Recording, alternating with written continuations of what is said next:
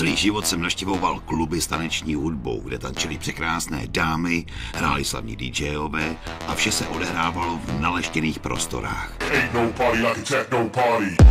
Tyhle zkušenosti máte jistě také. Samozřejmě, že jsem si šel o takzvaném undergroundu, ale ten mě celý život míjel.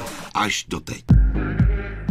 Díky svému tatéru Miguelovi, který je v Praze legendou, jsem se dozvěděl, že ještě než začal lidi zkrášlovat, pořádal takzvané sound systémy, z kteréžto poznámky vyplývá, že jsem úplnej jantar a celé jsem to špatně pochopil.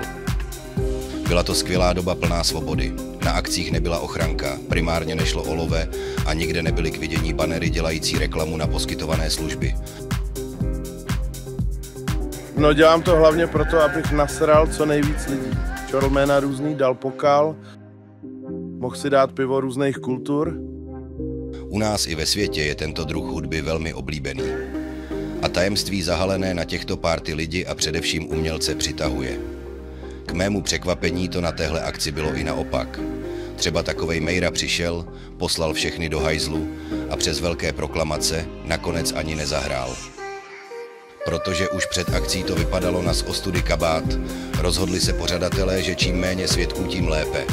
Takže na místo slibovaného tepla nechali lidi půlnoci mrznout a pro jistotu jim pálili výkonným laserem slovenské provinience do očí. Čím méně očitých svědků, tím lépe. Jako byl to zážitek. A scéna je zase rozdělená o něco víc. Tomáš Klaus pro magazín Technosteron.